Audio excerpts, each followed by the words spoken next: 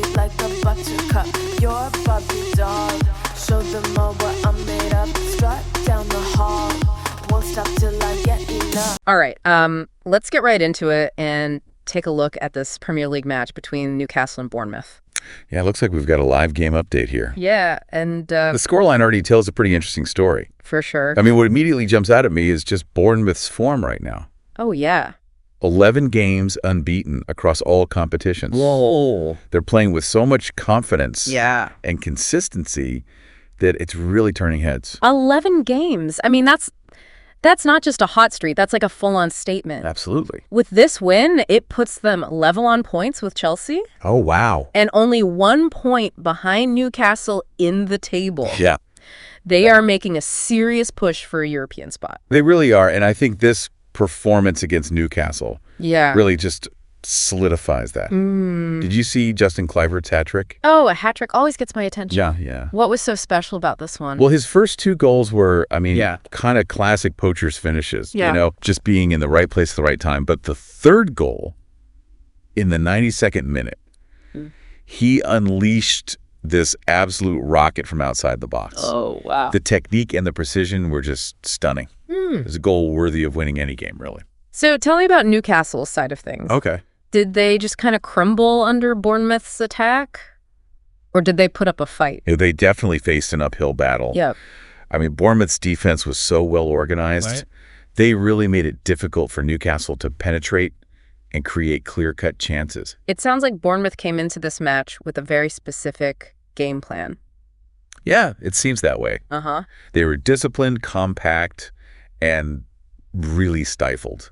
Newcastle's usually potent attack. So it wasn't just Newcastle having an off day. It was like Bournemouth really came to play. Exactly. But Newcastle did manage to score one in the 96th minute, right? Yeah. Milos Kerkez pulled one back in stoppage time, Okay. and they even had a couple other chances towards the end. So it wasn't a complete shutdown, Right. but they struggled to maintain possession Okay. and build any sort of consistent attacking momentum. So Bournemouth's defense was clearly a key factor here. Yeah. Were there any standout performances on that side? Oh, absolutely. Yeah. I mean, Huyson Yeah. had some remarkable defensive interventions. Okay. Like multiple times he cleared the ball off the line, Whoa. almost single-handedly repelling Newcastle's attacks.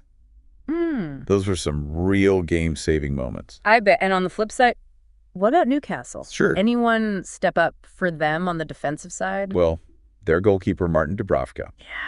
He had a busy night. Yeah, I bet. He made some crucial saves that prevented the scoreline from getting even more lopsided. Okay. I mean, he couldn't stop the Kluivert hat trick, Right. but he definitely prevented a few more goals. So he kept them in it. Absolutely. It's interesting that you pointed out Newcastle struggling to maintain possession. Yeah. That's not usually their style. Yeah. They like to control the game Right.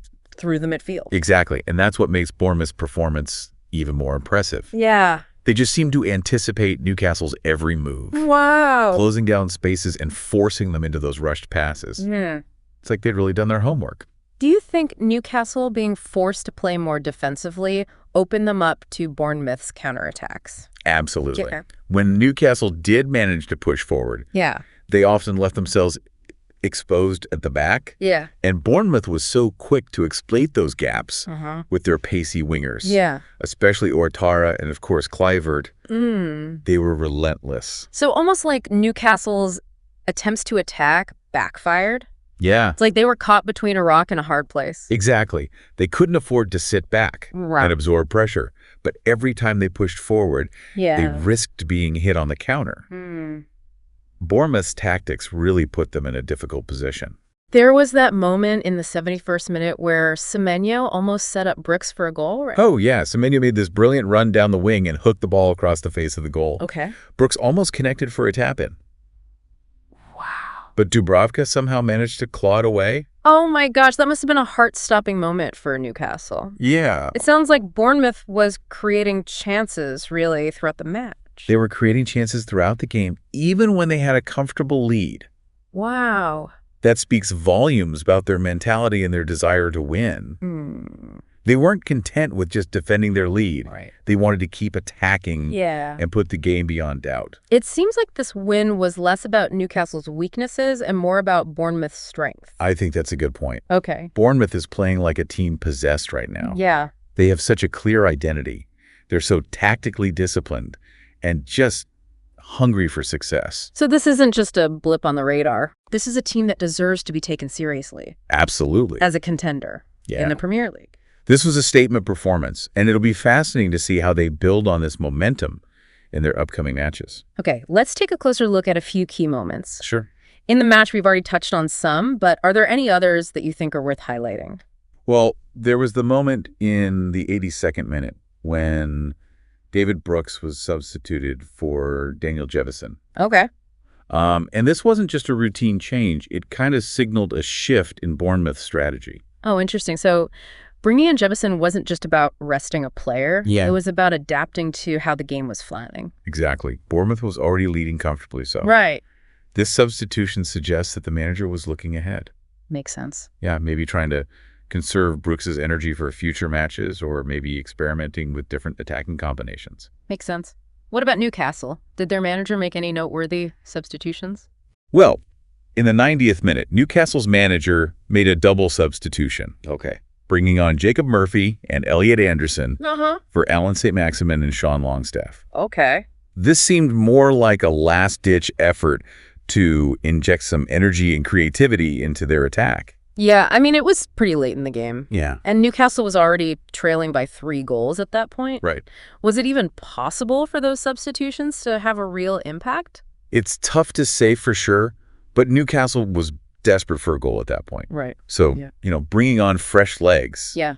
with attacking intent was certainly a logical move. So interesting to see how substitutions can be used not only to, change the personnel on the pitch, but also to signal a shift in strategy or mentality. Absolutely. Every substitution tells a story. Yeah. Sometimes it's about managing player fatigue. Right. Sometimes it's about exploiting a weakness in the opposition.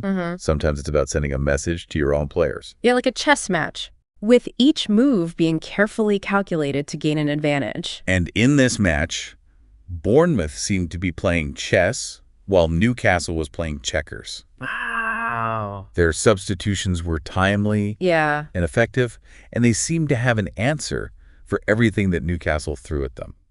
Okay, let's shift our focus back to Bournemouth for a moment. Okay. We've already touched on their impressive winning streak, but what exactly does this mean for their aspirations this season? I mean, with this Winnick, Bournemouth is now firmly in contention for a European spot. Wow. They're level on points with Chelsea Yeah. and just a point behind Newcastle. So they've gone from being like a mid-table team to genuine European contenders in a matter of weeks. It is, and it speaks to the impact that their new manager, Andoni Iraola, has had on the team. Right. He's implemented a clear tactical approach. Yeah. And the players have really bought into his vision. Can you elaborate a bit on their tactical approach? Sure. What's been the key to their success? Well, they've been incredibly organized defensively, Okay. making it very difficult for teams to break them down. Right. They've also been very effective at transitioning quickly from defense to attack, Yeah. utilizing the pace and directness of their wingers, particularly Wakara and Kluivert. So they're not just about defending resolutely, they're also capable of attacking with speed and precision. Exactly. And that balance has been crucial to their success. They're not afraid to cede possession at times, knowing that they can hurt teams on the counterattack. Makes sense. And let's not forget about Kluivert's clinical finishing as well. Oh, absolutely. He seems to be in red-hot form right now. He is. Yeah. And that's another key ingredient in their success. You need a striker who can consistently put the ball in the back of the net. Right. And Kluivert is doing just that. It's interesting that you pointed out the impact of their new manager. Yeah. It seems like he's instilled a real belief in the team. Absolutely. And they're now playing with a swagger that wasn't there before. You can see it in their body language, their movement, their passing. Yeah. They're playing with confidence and a sense of purpose. So it's not just about tactics and personnel. Yeah. It's also about mindset. Exactly. And that's why their success this season is so impressive. They've managed to combine that tactical discipline, Yeah. individual brilliance, and a winning mentality. Wow. And that's a recipe for success at any level of football. So this win against Newcastle is a significant step forward for Bournemouth. Absolutely. But what does it mean for Newcastle going forward? Well, for Newcastle, this loss is a bit of a wake-up call. Okay. It shows that they're not invincible and that they still have areas to improve if they want to maintain their position in the top 4. So they can't afford to rest on their laurels? Exactly. They need to learn from this defeat and use it as motivation to improve. Okay, let's delve a bit deeper into Newcastle's performance. Yeah. What were some of the specific areas where they struggled in this match? Well, as we already discussed, their midfield was really outplayed by Bournemouth. Okay. Newcastle usually controls games through their midfield. Yeah. But in this match, they struggled to impose themselves. Bournemouth's midfielders were just quicker to the ball. Okay. More aggressive in their challenges and just more creative in their passing. And Newcastle's attack, which is usually so potent, seemed rather toothless in this match. Yeah. Why do you think that was? Well, I think Bournemouth's defensive organization was a major factor. Okay. They were disciplined, compact, and really effective at closing down space. Right. Making it very difficult for Newcastle's attacking players to find any rhythm or create any clear-cut chances. So it wasn't just about Newcastle's attackers having an off day. It was more about Bournemouth's defensive strategy working effectively. Precisely. Yeah. And I think another factor was the absence of Bruno Guimaraães, who was forced off with an injury early in the match. Oh, that's right. He's kind of the engine of their midfield. Yeah. And they missed his energy and creativity. So his absence really disrupted Newcastle's usual flow. Absolutely. He's such a key player for them. Yeah. And his absence was definitely felt. And it highlights the importance of squad depth. Yeah. Especially for teams that are competing on multiple fronts. Absolutely. You need to be able to cope with those injuries and suspensions without a significant drop in quality. You're absolutely right. And that's something that Newcastle might need to address in the upcoming transfer window. Okay, so we've covered a lot of ground here. Yeah, we have. We've talked about Bournemouth's dominant performance, Kluivert's hat-trick, Newcastle struggles, and those tactical nuances that really shape the outcome of this match. Yes, we've delved into the strategic decisions, the individual performances, and the broader implications of this Premier League clash. And I think what's clear is this wasn't just an ordinary football match. This was a clash of styles, a battle of wills, and a glimpse into the future of the Premier League. It was a match that really revealed the potential of a rising force in Bournemouth. Yeah.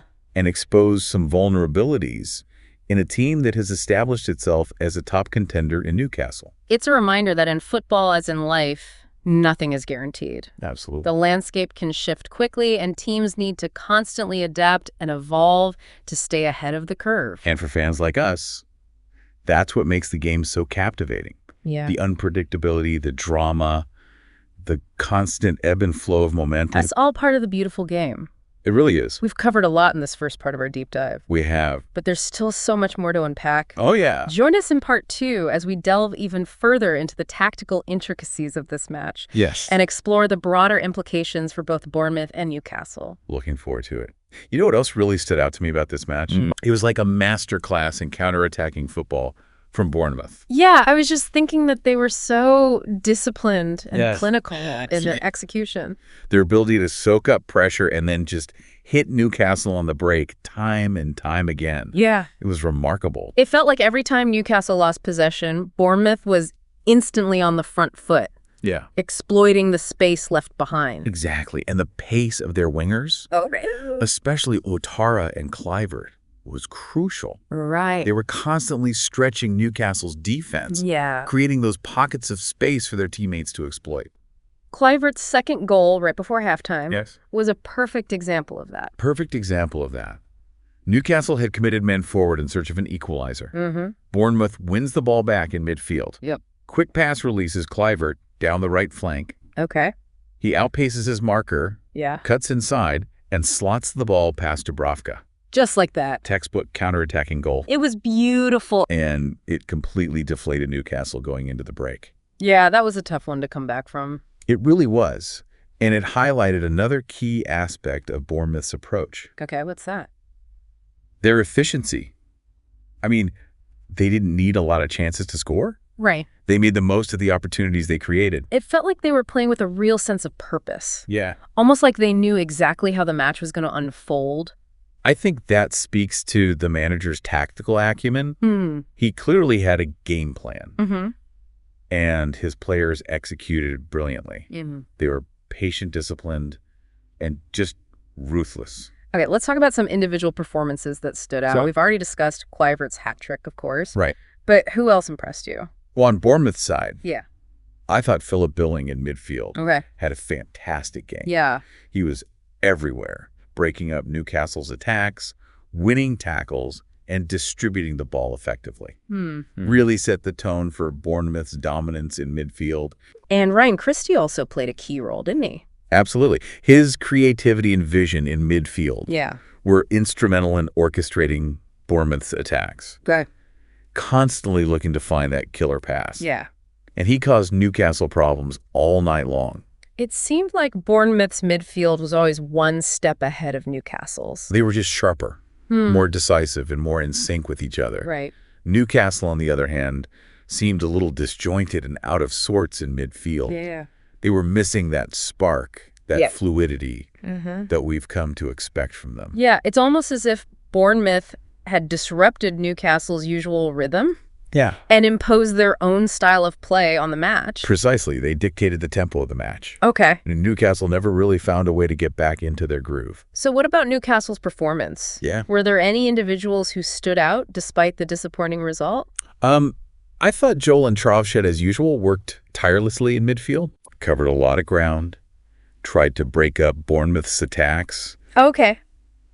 Even had a few decent efforts on goal. Yeah, he always gives 100%, doesn't he? Yeah. It's just a shame that his efforts weren't rewarded in this match. He was one of the few Newcastle players who could hold his head high after that performance. So it's interesting that despite the heavy defeat, Yeah. the narrative isn't so much about Newcastle playing poorly, Right. but more about Bournemouth being exceptional. That's because Bournemouth was exceptional. I mean, Yeah. they didn't just beat Newcastle. They outplayed them in almost every department. It was a real statement performance. It was. Like, they sent a message to the rest of the league Yeah. that Bournemouth is a serious contender. And a contender that's playing with a confidence and swagger that's contagious. What are your thoughts on the broader implications of this match for Newcastle? Well, it's a setback for sure. Okay. They've now lost 2 games in a row. Yeah. And they're starting to slide down the table. It's a reminder that the Premier League is unforgiving. Uh-huh. And even the best teams can't afford to have off days. They're still in 4th place, though. They are. Which is a decent position to be in at this stage of the season. It is. But the teams below them are closing in. Oh, okay. And they need to find a way to arrest this mini slump quickly. Right. If they want to secure Champions League qualification. And it's not just about the points. Yeah. It's also about the psychological impact of these defeats. You're right. Losing can damage a team's confidence. Yeah. Especially when it happens in consecutive matches. Right. Newcastle needs to find a way to regain that winning feeling, that belief in their ability to compete at the top level. So how do they do that? What changes, if any, do you think they need to make? Well, I think they need to address their defensive vulnerabilities. Okay. I mean, they've conceded 7 goals in their last 2 matches. Yeah, that's a lot. Which is uncharacteristic of a team that was so solid defensively earlier in the season. Yeah, they've definitely looked a bit shaky at the back in recent weeks. They have. And it seems like teams have figured out how to exploit certain weaknesses in their defensive setup. Okay. They're not pressing as effectively as they were earlier in the season. Yeah. And they're leaving too much space between the lines. So it's not necessarily about personnel, it's more about tactical tweaks and adjustments. Exactly.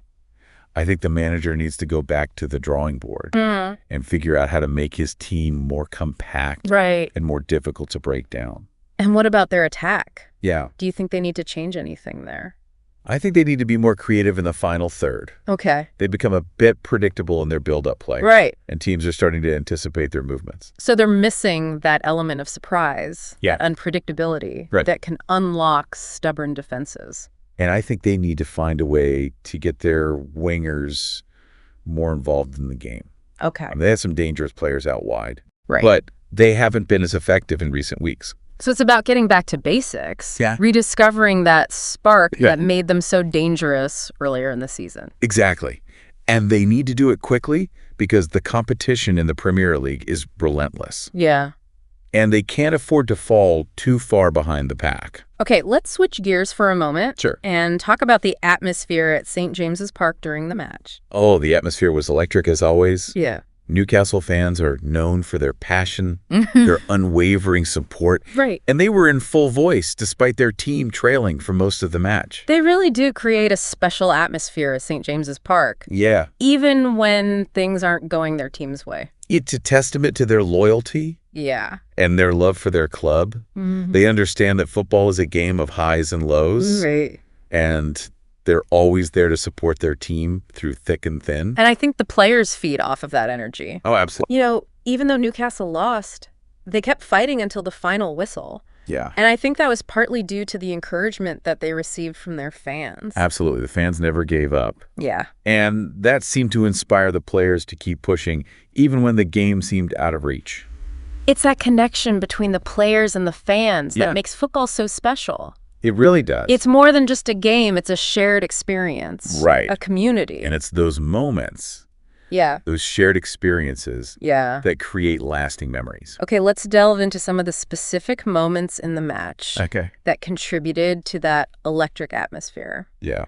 We've talked about Hyson's incredible goal line clearance and the controversial penalty shot that was waved away. Yeah. But were there any other moments that stood out to you?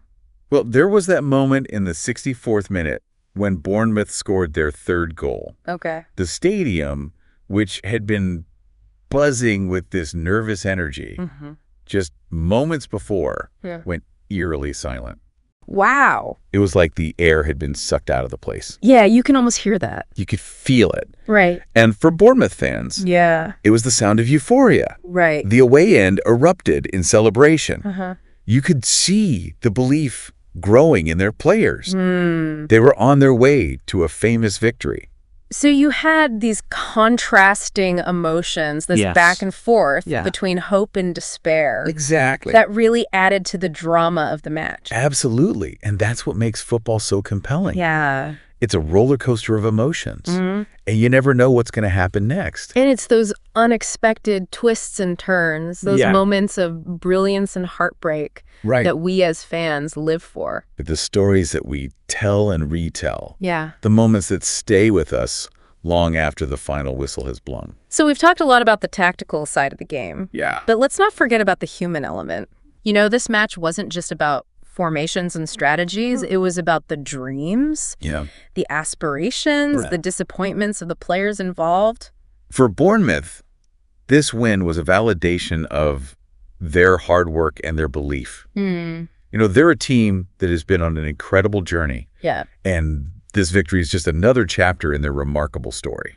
And for Newcastle, it was a reminder that the road to success is never smooth. Right.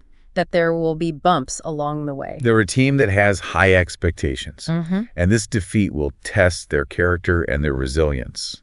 How they respond to this setback will determine their fate this season. And that's what makes the Premier League so fascinating. It is. It's a battle of wills, a test of mental fortitude. Absolutely. As much as it is a test of skill and athleticism. And we as fans are privileged to witness these battles unfold. Yeah. To experience those highs and lows, the triumphs and tragedies that make football the beautiful game. We've covered a lot of ground in the second part of our deep dive. We have. We've analyzed those key moments, the individual performances, the emotional roller coaster that was this Premier League clash. Right. But there's still more to discuss. Oh, yes. More insights to uncover. Absolutely. Join us in part 3 yes. as we delve even deeper into those tactical nuances and explore the long-term implications of this match for both Bournemouth and Newcastle. Okay, so we've talked a lot about the specifics of this match, Well, you know. Yeah. But let's zoom out a little bit and look at the bigger picture. What does this win mean for Bournemouth? Right. You know, in the grand scheme of the Premier League season. I mean, this victory is a real game changer for Bournemouth. Yeah. It propels them right into that mix for European qualification. Yeah, it's remarkable to think that just a few months ago, people were talking about them as a potential relegation candidate. I know. Now they're breathing down the necks of the top 4. It's crazy. It really is. And it's a testament to the impact of their new manager, you know? Yeah. The tactical discipline they've shown. Right. And just the belief that's coursing through the team right now. Yeah. And this win against Newcastle. Yeah. A team that many had tipped as a title contender. Right. I mean, it sends a clear message to the rest of the league. Absolutely. They've announced themselves as a force to be reckoned with. A team that can go toe-to-toe with anyone and come out on top. So what are the realistic expectations for Bournemouth now? I mean, can they maintain this level of performance? It's a good question. And secure a European spot? It's certainly not going to be easy. Right. I mean, the Premier League is so competitive. Yeah. And there are several other teams vying for those European places. Right. But they have momentum on their side. They do. And they're playing with this confidence that can be infectious. It can be. And they have a favorable run of fixtures coming up. If they can capitalize on that and continue to pick up points, then I think a top 6 finish is definitely within their reach. It's a testament to the unpredictable nature of football that a team that was, widely expected to struggle I know. is now a genuine contender for European football. It really is. And it's a reminder that in this league, Yeah. anything is possible. Okay, so now let's talk about the implications of this match for Newcastle. Okay.